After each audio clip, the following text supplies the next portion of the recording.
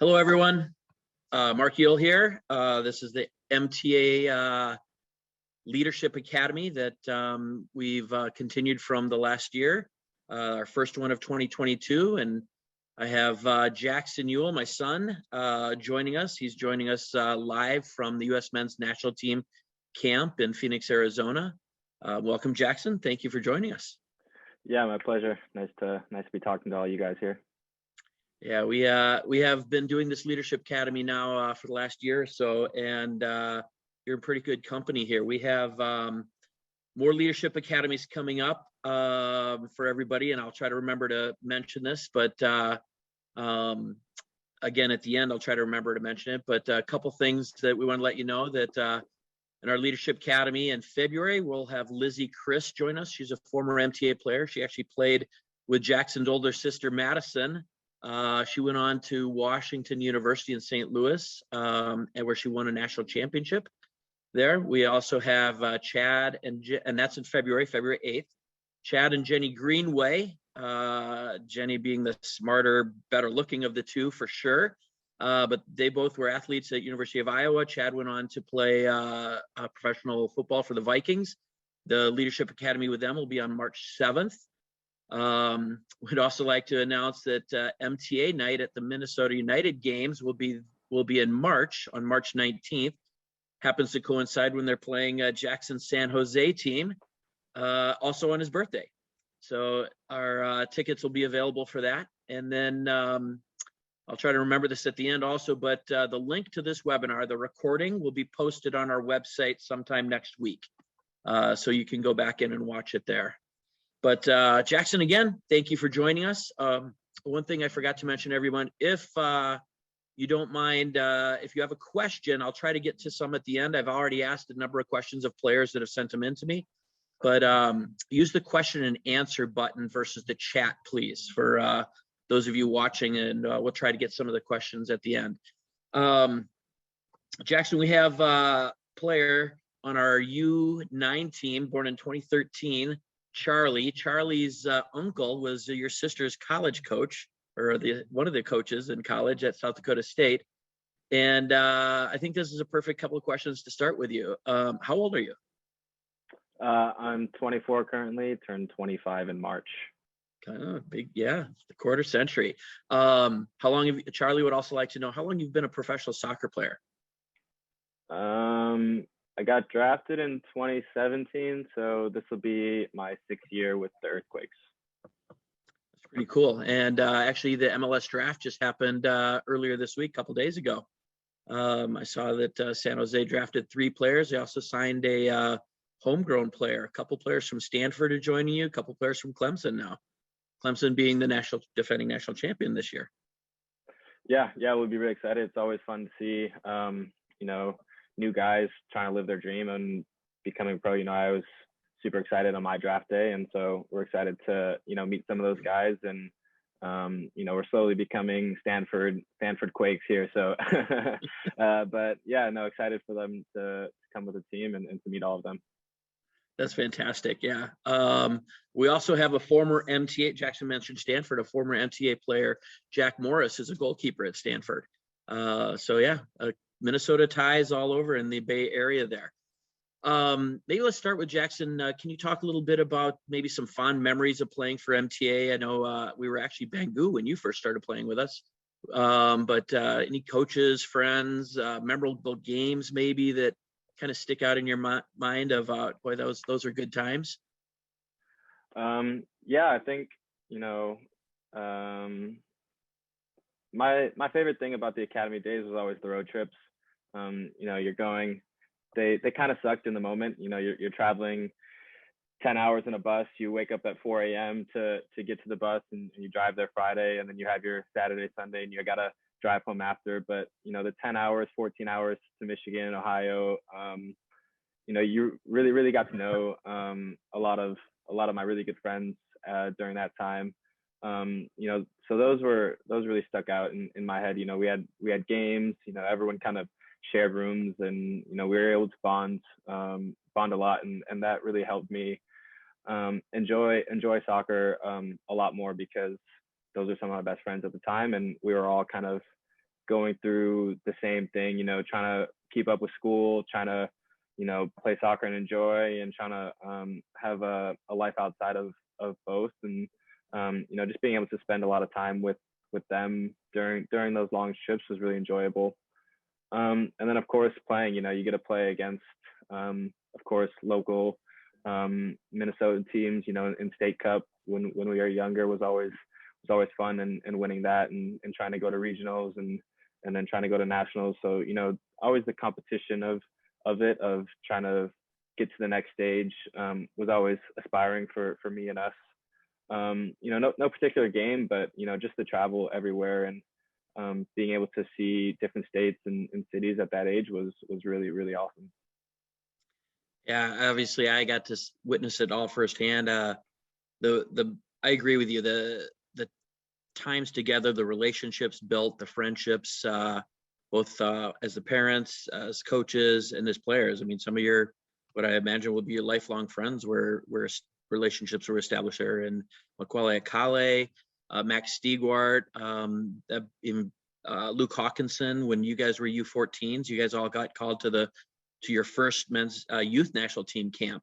Do you remember that camp? Wasn't there like 100 players there or something? Or yeah, I think we were 14, and it was at a Boston camp, and there was all 4 regions were invited, so each team had about 20 to 30 guys, and then there was two more teams, so there was a lot of numbers. So you really got to meet everybody in your player pool, which was 97 for us, and it was really enlightening to see players in Region 4 in LA, how they play and how good they were, Region 2, and you looking back now, a lot of those players are currently professionals. They play either in MLS or overseas, or some of them went to really good colleges and are doing really cool things where you'll bump into them and reminisce on those times and those camps, because they are really unique and special, because you get a taste of what it is like to live a professional life. You're on your own, you're in a hotel room, you're training with a different team than your club team. So yeah, being able to go with some of the guys from MTA was really awesome, and those memories will always stick with me. So that brings a question. We have a 2008 under 14 player, Aiden, who asks specifically about that. What is it like to go away from home, to go and live at a camp for a week, like an ID2 camp or a US Youth National Team camp, at that age when you're 14 years old? He's 14 now, and that was his question. How do you handle that?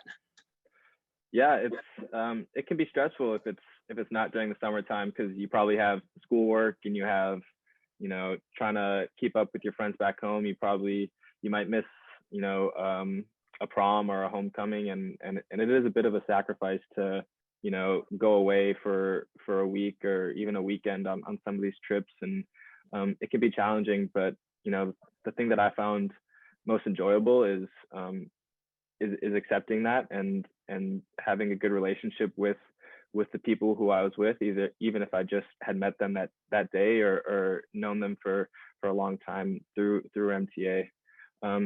So you start to get into a bit of a habit when you're kind of in a hotel and you're eating the food that normally you wouldn't eat. You're eating on someone else's time, or you're training on someone else's time. So it definitely takes time to learn and understand and accept. But I think the more that you're able to just enjoy that week, because you don't know when the next week will come. So the more that you enjoy that current moment, and you realize what a cool opportunity that you have that not many other people are able to do, you'll really find a lot of joy in those weeks, and you'll look back at, wow, those were really cool moments.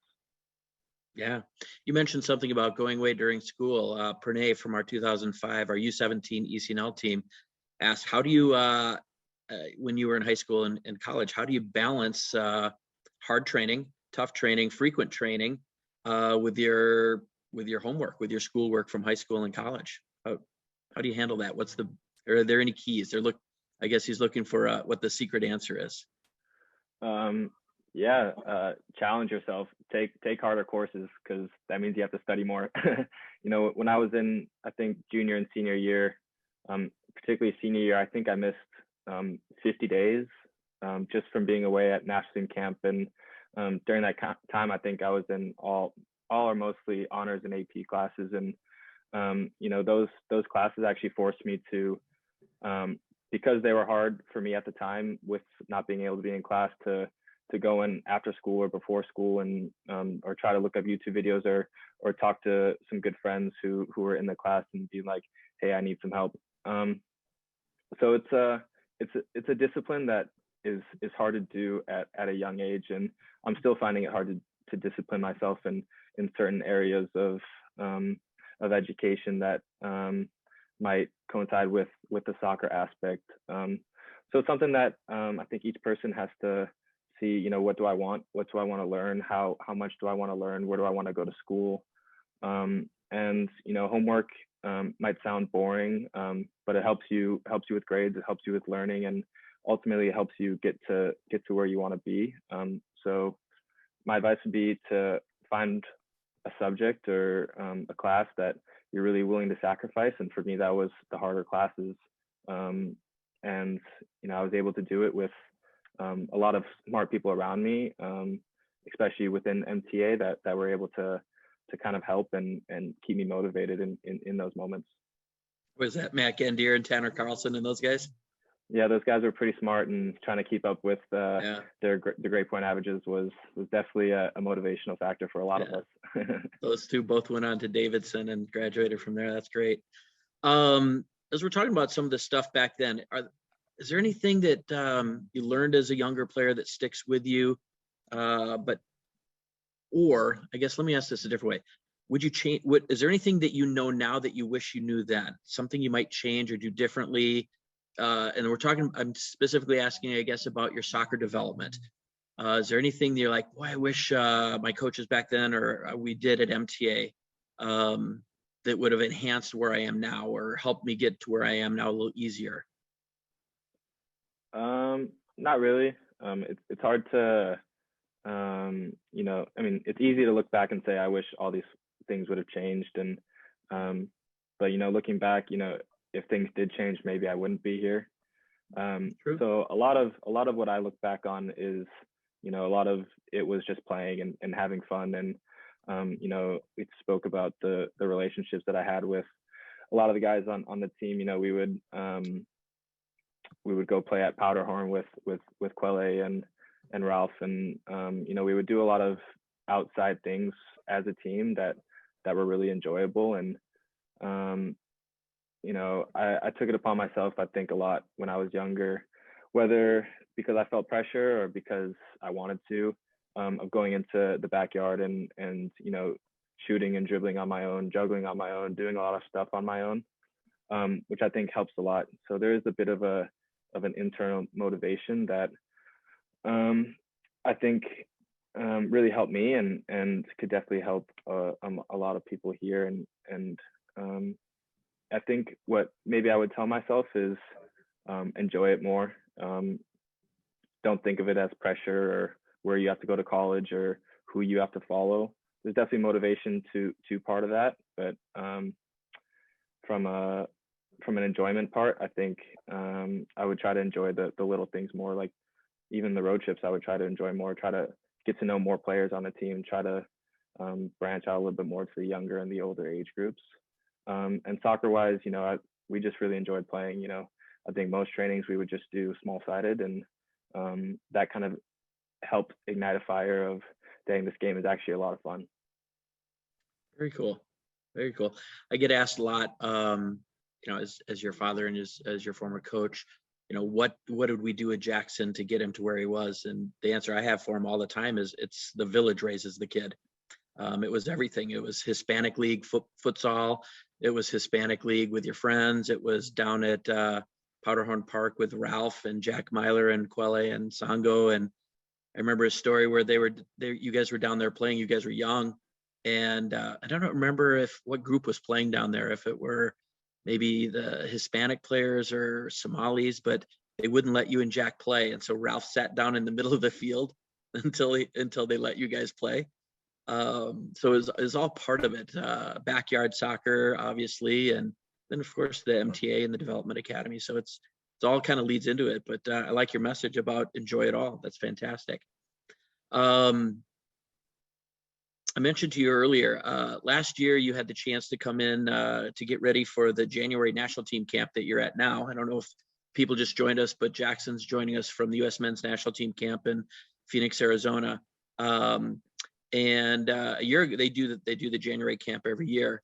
And you went and trained at Holy Angels when it was kind of closed, but for the holidays. And Caden Clark, who's obviously a professional, Jake Meyer, who's playing in college, doing very good things, Jake Swallen, who's playing in college.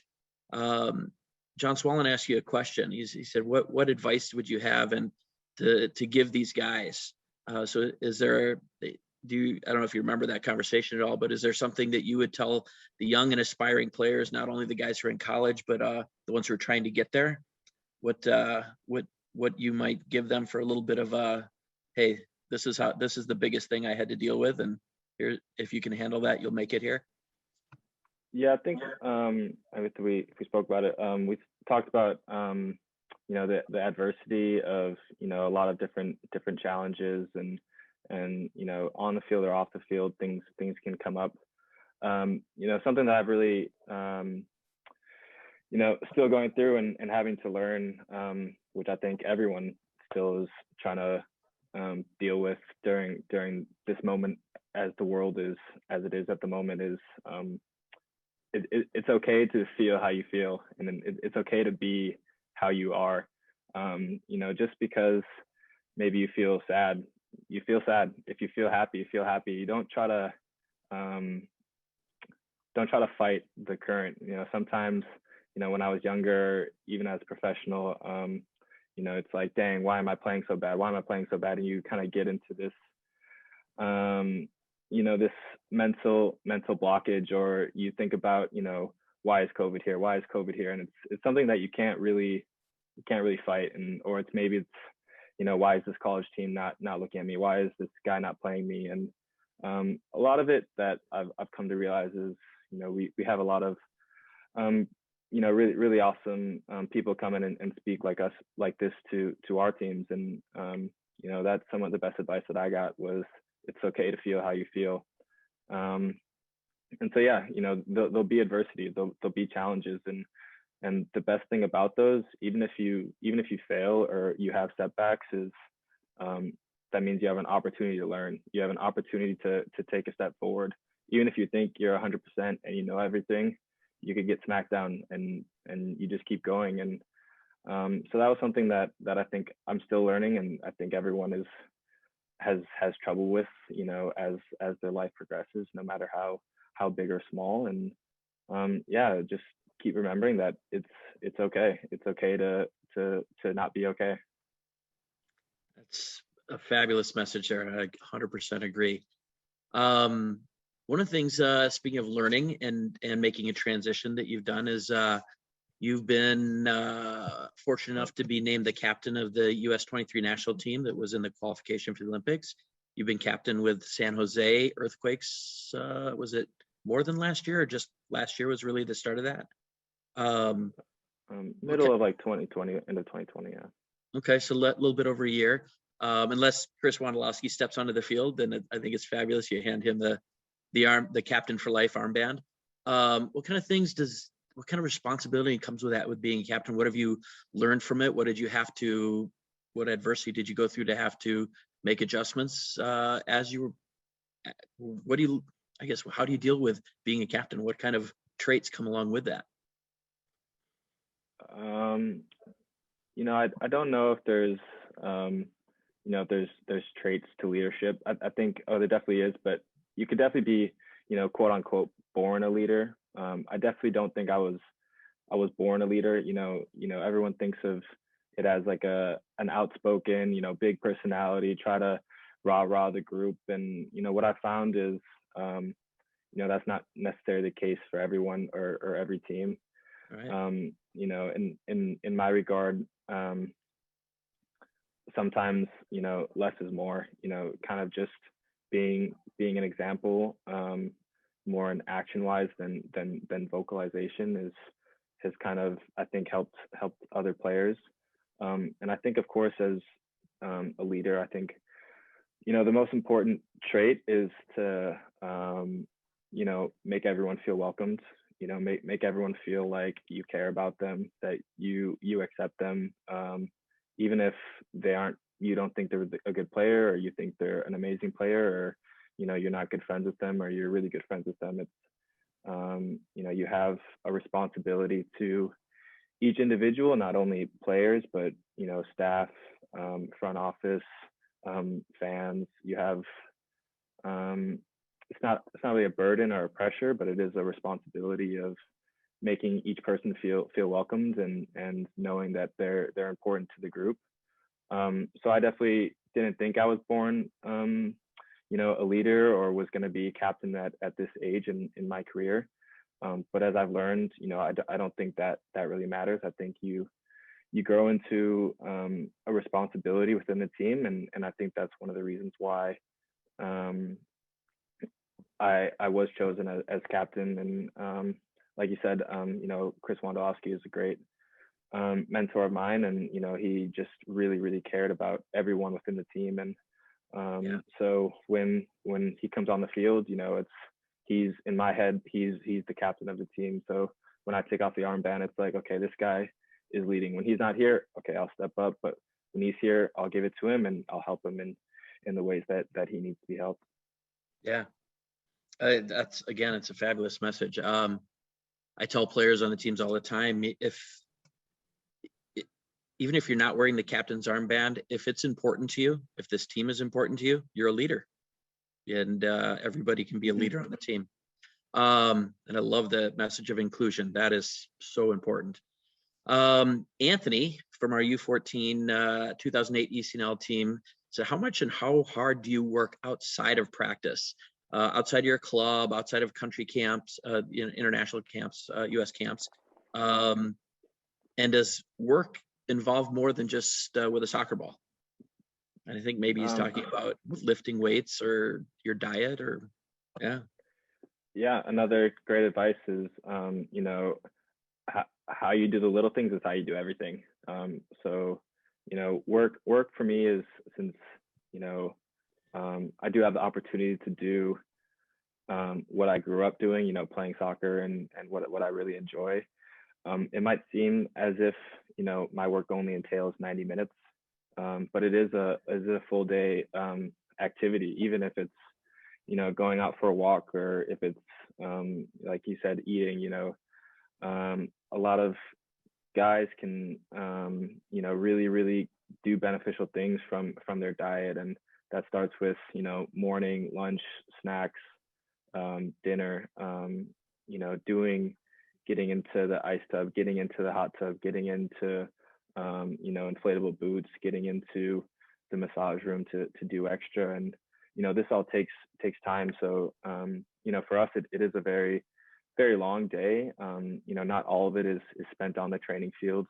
A lot of it is even, I would say for us, the majority is spent in the locker room, just getting to know your teammates, and getting to understand certain aspects of the game, watching film, watching video, watching different leagues, even watching, something like the NFL or NBA, and you look and you're like, dang, those guys do something really cool.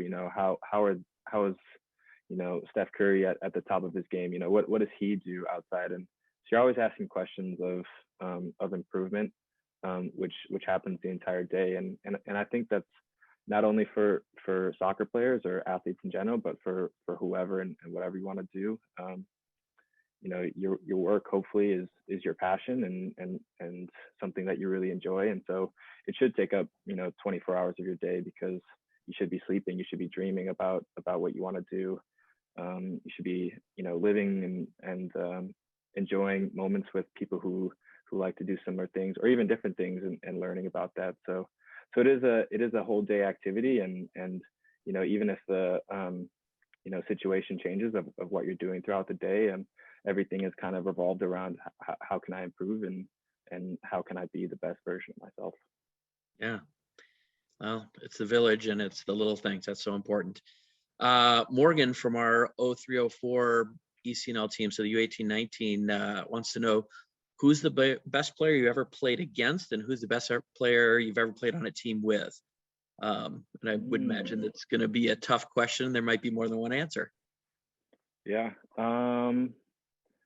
I think, the hardest opponent, just because he's kind of humiliated us a few too many times, is Carlos Vela for LAFC. I think, just the way he can take the ball and change a game, and the way he comes in on his left foot and can score with such ease, and how smart and hardworking he is for a player of his caliber.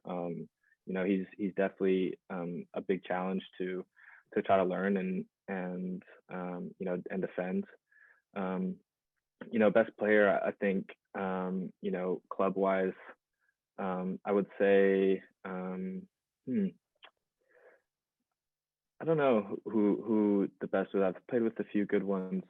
Maybe international. I think Christian Pulisic is phenomenal. Just the way he can glide with the ball, and his clinical finishing is outstanding. Just his demeanor on the field is always that he's gonna win, and being around him in trainings and stuff is awesome to see, and just the way he holds himself is he's a really, really top player. Yeah. You've been very fortunate enough to play with some phenomenal players, and I think we have a pool of players here in the U.S. That is deeper and more talented than it's ever been. So that's a tough thing to answer, and it's a great position to be in. And U.S. soccer looks good right now. Here's a great one. So there's a family, a little story behind this, that moved here from San Jose. They live literally on the other side of the fence from the field at Holy Angels. They were massive San Jose and Jackson fans. And 2 summers ago, I was out coaching, and this dude comes jumping over the fence and climbs over there. And I'm like, uh-oh. And it was Duncan Whirling. And Duncan was like putting a security system in or something at their house. And so then I met Santiago's family. And Santiago wants to tell you they're huge San Jose Earthquakes fans. Dad's from San Jose. And what tip can you, and Santiago's on Charlie's team. He's a 2013, so he's an under-9 player. What tip can you give me to better control the ball when I'm running with it and getting ready to send a pass? Is there any drills or any things you can give Santiago and our players here at MTA on what might help with that? And then he finishes it with "Vamos San Jose." Nice. Right? Yeah. What we've really found, or what I found, is another thing that kind of stands out is if you want to run faster, you have to run faster. Like you can't practice running at 60-70%. You have to run. And so the same thing with the ball. If you want to run fast with the ball, sprint with the ball. It's you can set up cones in however imaginative way you can think, or how you think the defenders will set up, or just a creative way of doing that, and then just run with it. When you just repeat it, it starts to become easier and easier. Of course, you can have hopefully friends or parents or brothers or sisters who also play soccer, who you can ask to be like, okay, when I get here, please hit me the ball as hard as you can, and you try to do that at full speed. And okay, maybe it doesn't work the first time, and then you try again, and you keep doing that. And then once you get it, really, really good, you try even more, and you try even faster. Yeah. So, when it comes to, drills and individualized activities, I always like to have a creative fun with it. I think I started a lot with, being with Ralph, and it's, how does the game happen, and where are the defenders set up, and what does my position kind of entail, and then you can kind of create drills in your head, and I think that's how you kind of translate from practice into the game, because those are situations that you can see yourself in.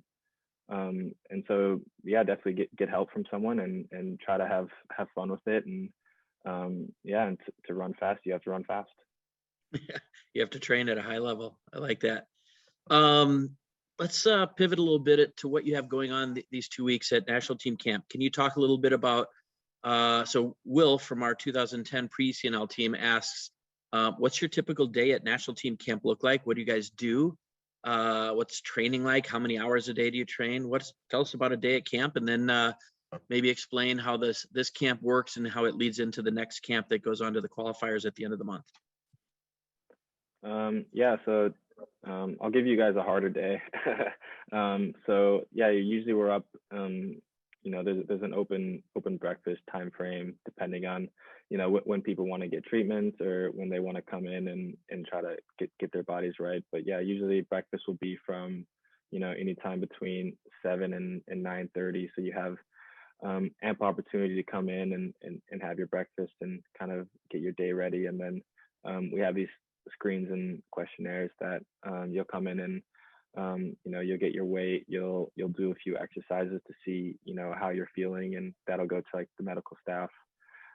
Following that, you can probably have a little bit of time to change, and some people get treatment, other people will come back and kind of hang out in their rooms, and then we train for, depending on the day, but harder days will probably be around 2 hours out on the field, kind of going through a warm-up to possession to a game-like scenario to small-sided, and then finishing typically at the end, and then come back, we'll have lunch. Everyone is always together, so except for breakfast where you have an open time frame, lunch is all together. You'll sit there and you'll eat with COVID right now, you have your pods, and so you'll eat with your table, and you'll have a laugh or two, and then you'll probably come back and have a little rest. This camp, we've started to do a bike session in the afternoon.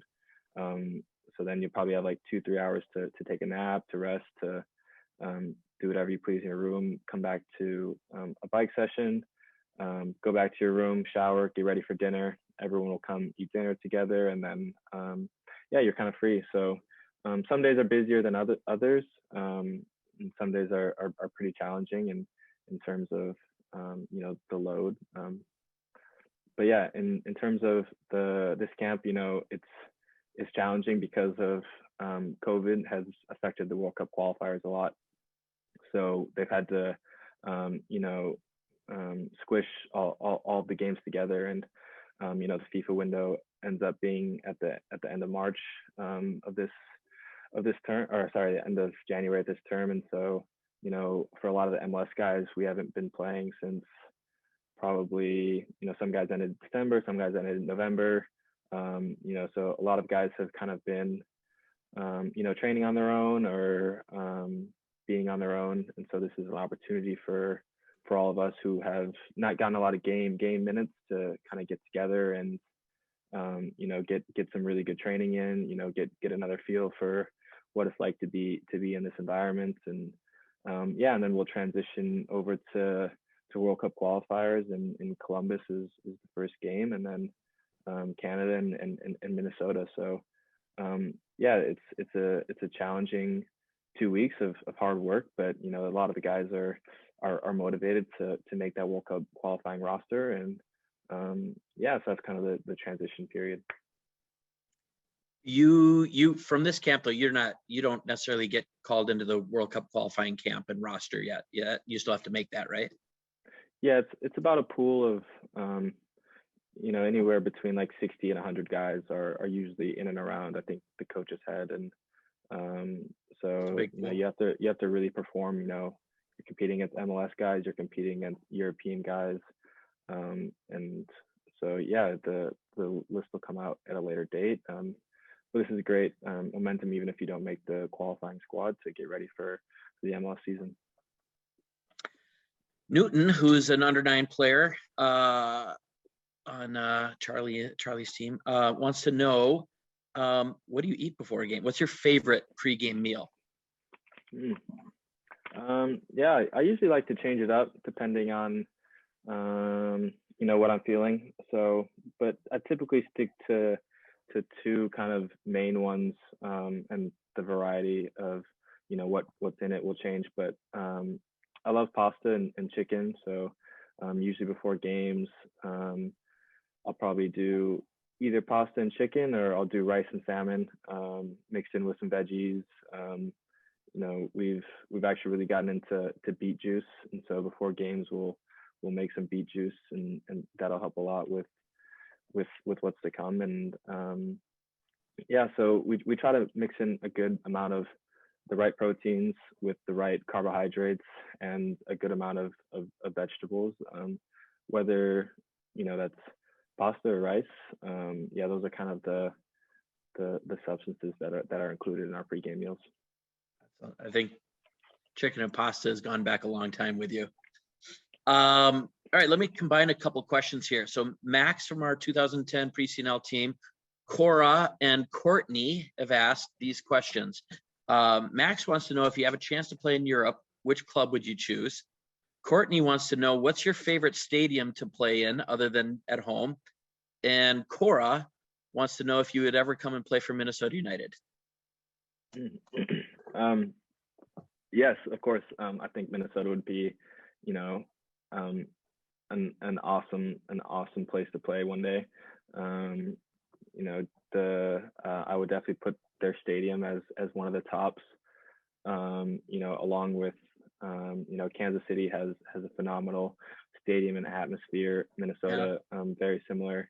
I would say a lot of the fields are the same, but the atmospheres are different, and those two are definitely one of the top, along with places like Portland and LAFC are definitely challenging places to play because their fan base is so into the game and so loud. I think a lot of stadiums and fan bases are growing, and so it's becoming enjoyable to play everywhere. But those four are some of my favorite to play in and to travel to, for sure.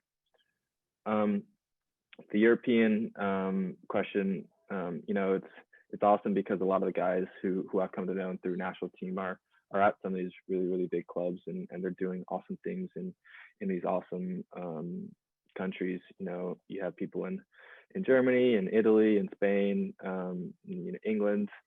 And for me, it's a lot about, not necessarily a specific team, but more of a style. And, I think I relate personally a lot more to more of the technical side. And so there's a lot of teams in Spain that I really enjoy watching, which would be a really, really awesome experience that I think. Of course, there's a lot of teams out there, and a lot of teams that play really, really well. And so, I don't have a specific team that I would definitely play for, because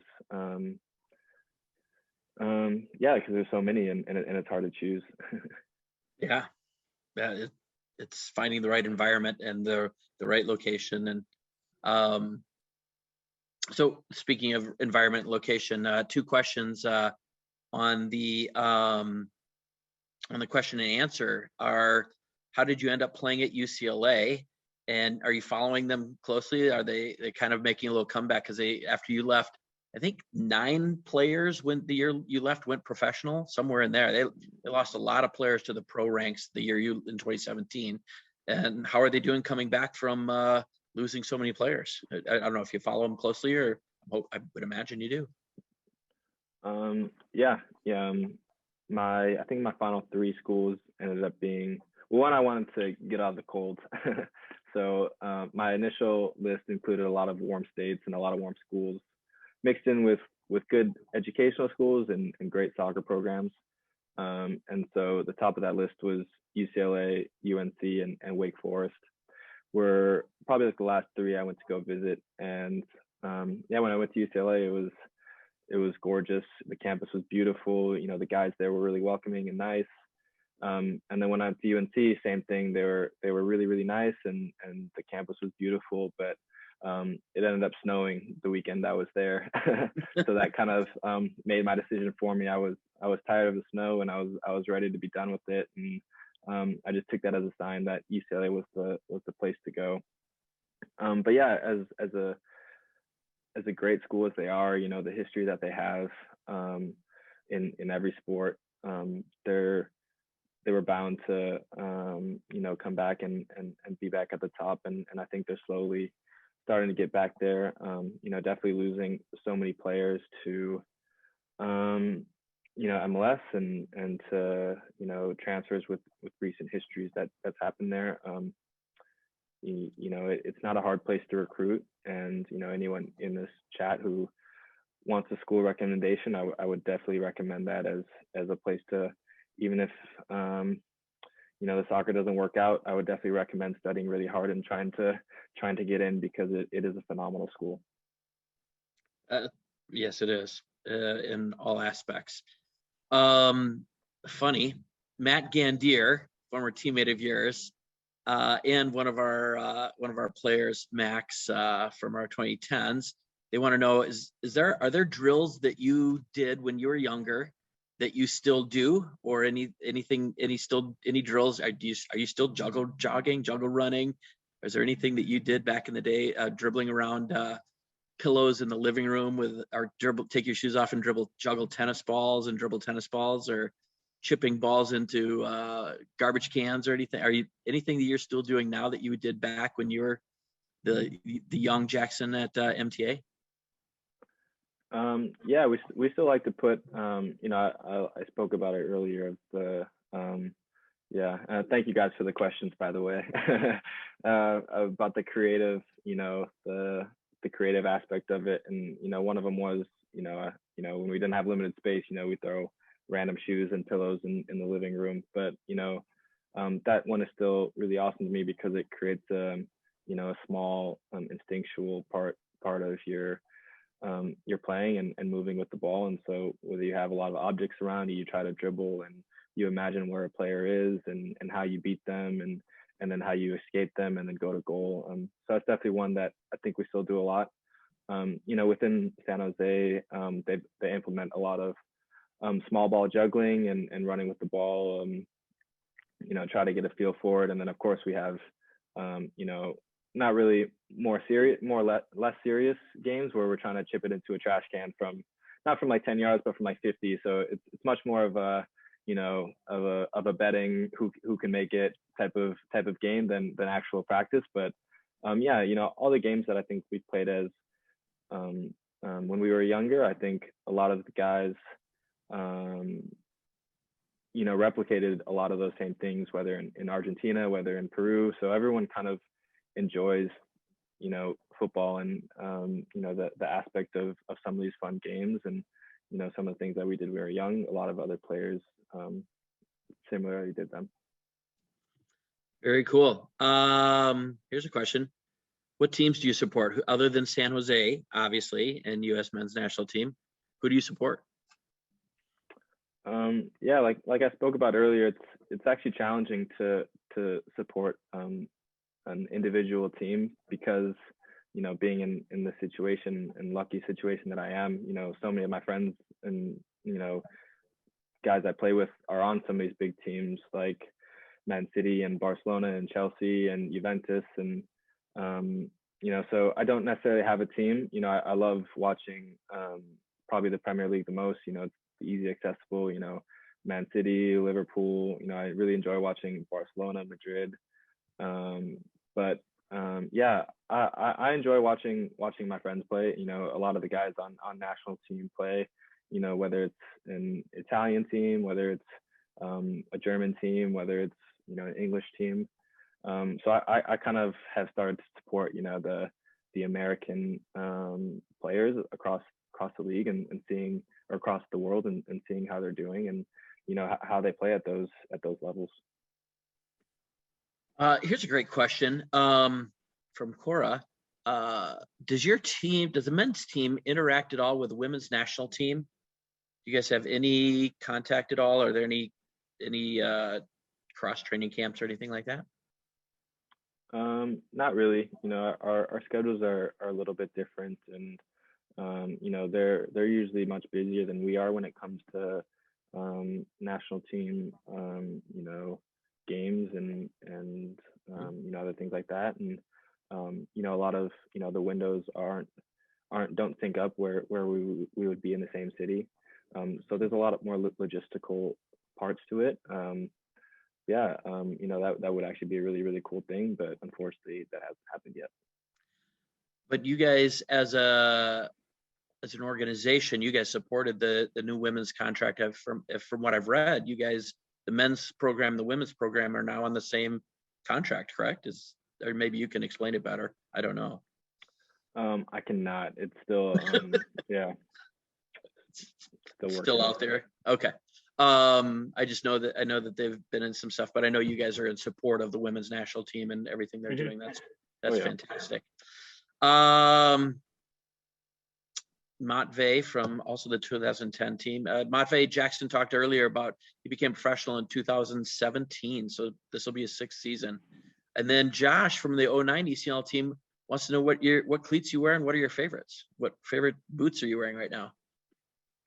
Yeah, luckily I'm sponsored by Adidas, and so I get to wear all the Adidas gear, inside the field and outside the field. And currently I'm wearing the Model X's, which I really enjoy wearing. They're very light, and I still feel like an attacking player with them. And so yeah, that's currently what I'm wearing. Very cool. Really, that's most everything. There's I think everything that I can think of has been asked, and I've read most of the questions. Is there anything you want to say to the MTA nation? Basically, I know there's both boys players, girls players jumping on here watching. Yeah, I know we all wish you luck in everything you're going to do, that you're coming up through the new season and national team camp. Hopes for making it into the qualifications. Yeah, well, first, I'd like to thank everyone for, hearing me speak, just seeing all, 87 of you people, joining in on your free time and listening is really motivational to myself. And I really appreciate you guys taking the time. Yeah, I guess my message would be to, really enjoy it. No matter what level you're at, no matter what team, if you find joy in this sport, try to take that as much as you can. Maybe it'll work out and maybe it won't. Definitely while I was at MTA, I wasn't convinced, or I shouldn't say convinced. I had no idea that I would be sitting here talking to you guys all. And so you really never know what will happen or what won't happen. The best you can do is just kind of taking it day by day and really enjoying, where you are at, and if you have motivation, if you have, goals and inspiration for something, follow it to the best of your ability and try to give 100%, because as you can see with myself, you never know what happens and you never know where you'll end up. It's a great message. Thanks, Jackson. I appreciate it. I know you got to take off and get to a team dinner here in a few minutes, but we appreciate the time. We wish you luck. Thank you. I need to remind everybody, this link will be, this recording or this webinar was recorded. It'll be up on our MTA website in the events area in about sometime next week. The MTA night at the Minnesota United Allianz Arena will be March 19th, which is when they play San Jose, and it's coincidentally Jackson's birthday. And then our next upcoming Leadership Academy speakers will be Lizzie Christ on February 8th, who was national champion at Wash U as a goalkeeper. She was also named the NCAA Female Athlete of the Year, and she's doing some great things off the soccer field also. Chad and Jenny Greenway are going to join us on March 7th. They both have kids in the club. They were both collegiate athletes at University of Iowa, and Chad went on to play for the Minnesota Vikings. And yeah, thank you, Jackson. Truly appreciate it. We're all super, super proud of you and very excited to watch you. Thank you very much. No, appreciate having me on here. Thanks, buddy. Have a good night, and we'll talk to you later. Sounds good. Take care.